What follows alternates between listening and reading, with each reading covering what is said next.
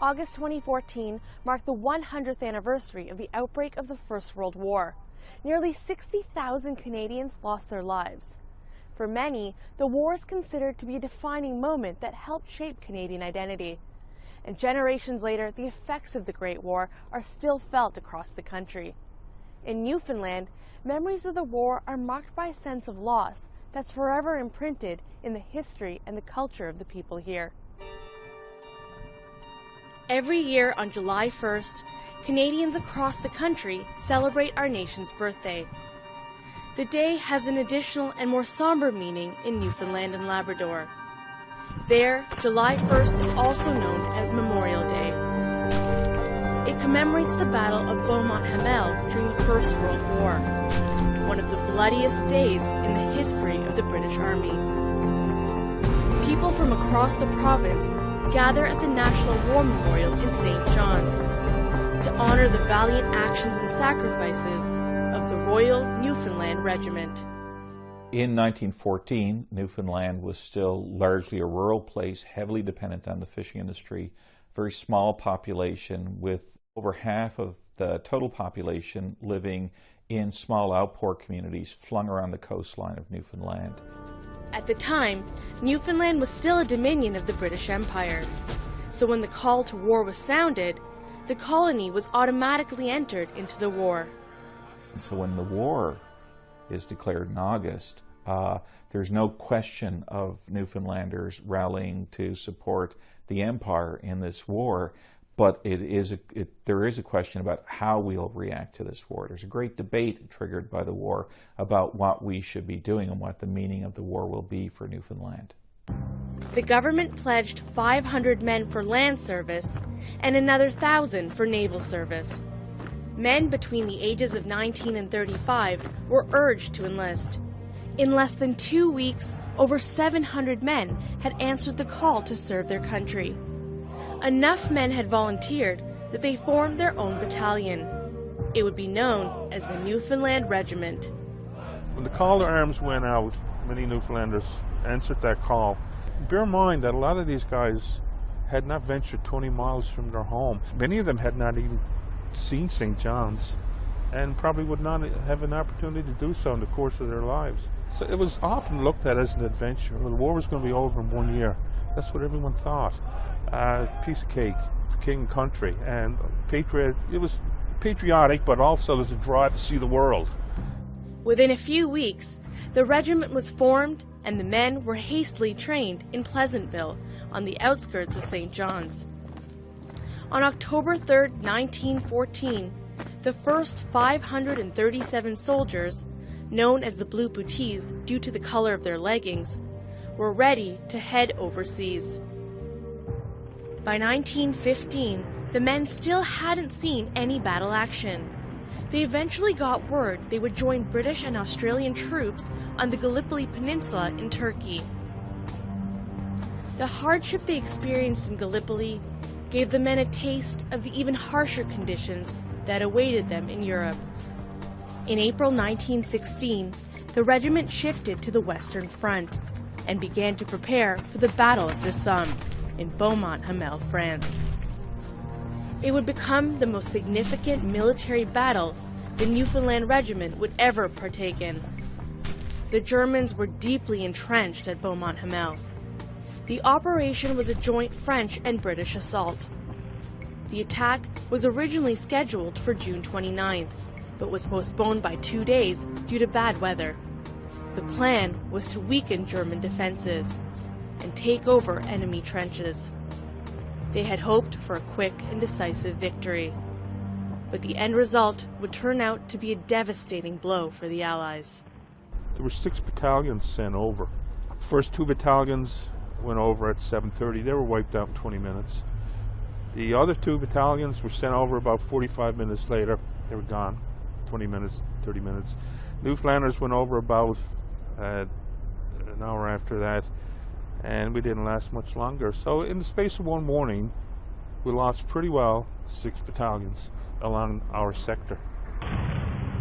57,500 British soldiers were killed, wounded, or missing in just 1 day of combat. Of the 801 Newfoundlanders who went into battle that morning, only 110 survived unscathed. The Newfoundland Regiment had suffered a casualty rate of almost 90%. That opening day was the worst day in the history of the British Army, of which we were a part of.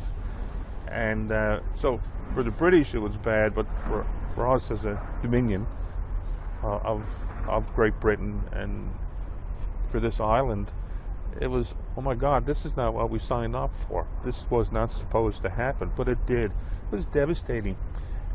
People did not find out here until 2 weeks, like around July the 15th, and word started filtering back. It was devastating.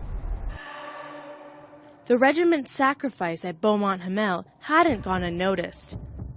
Commander-in-Chief of the British forces Sir Douglas Haig wrote, "Newfoundland may well feel proud of her sons.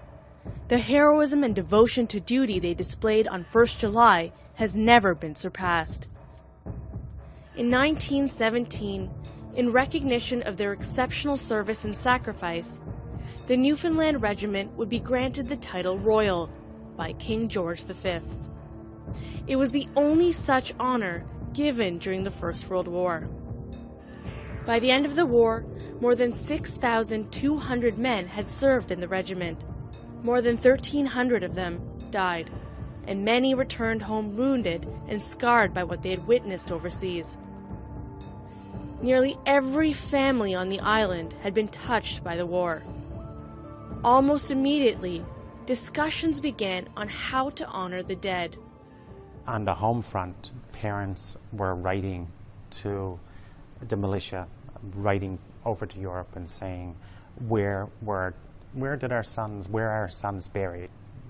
Where are their graves? So it initially started with as simply as that.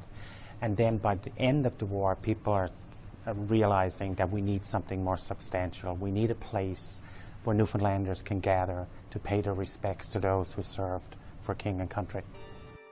Many Newfoundlanders started erecting memorials in their own communities, but it was felt that a national war memorial was needed. Together, the Great War veterans and the Newfoundland Patriotic Associations launched a fundraising campaign to pay for the proposed memorial. There's some wonderful stories in the archives about young boys writing and impassioned letters, or children giving, their last dollar so that this memorial would be completed. This national memorial will be built in St. John's, a place for Newfoundlanders to rally around together about. Foremost among those who fought strongly for the construction of the memorial was Father Thomas Nangle, the Roman Catholic Padre of the Newfoundland Regiment. He basically was the driving force to get it completed, to raise the money, and sort of settle the arguments and everything else. He was the driving force, and he had the clout. He had the war service to do that, and he had the respect to get that done. And he was an expert at raising money, too.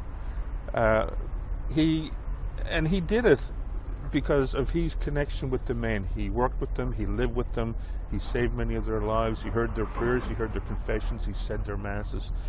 On July 1st, 1924, exactly 8 years to the day after the Battle of Beaumont Hamel, thousands of Newfoundlanders gathered on Water Street in downtown St. John's for the official unveiling.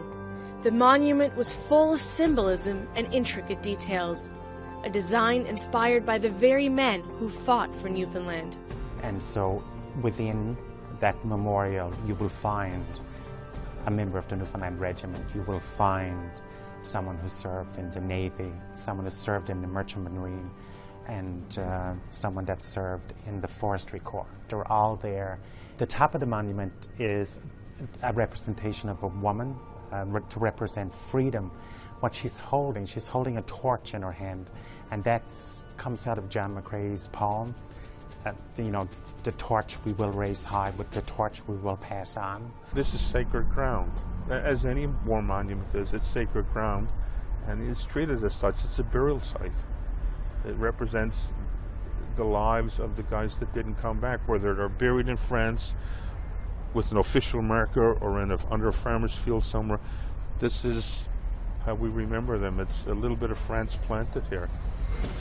With the help of Father Nangle, it was later decided that 5 additional memorials would be established across Europe to mark places of significance for the Newfoundland Regiment. We call it the Trail of the Caribou. So at each place where the Newfoundlanders fought, where they had a presence, that's where the memorials were erected. The caribou was always the symbol for the Newfoundlanders, so the soldiers wore a caribou on their uniform. Newfoundlanders rallied around that particular symbol.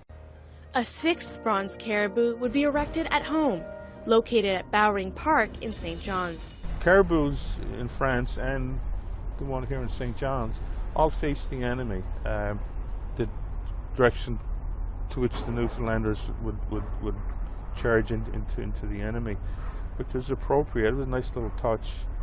But at least when you find a caribou, you always know which way Newfoundlanders were advancing. So just look towards where the caribou is heading, and caribou leads the way, always does. In addition to the war memorial in Newfoundland and those erected in Europe, it was also decided that an educational institution would be established. The First World War was undoubtedly traumatic. The need to remember the sacrifices made in that war had a huge impact on Newfoundland.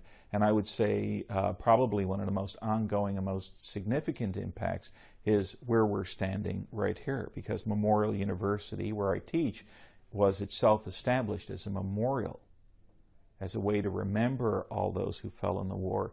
So the university becomes a living memorial, and it's had a huge impact on Newfoundland and Labrador society.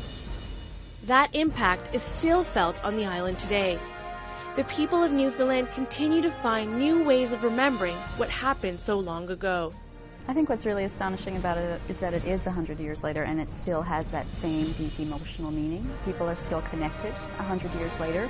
So what we have are, for example, a telescope from the training vessel, we have their badges, we have medals that they would have received when they came home. We also have photographs. We've received letters, we've received postcards. Families have been extremely generous sharing these things with us.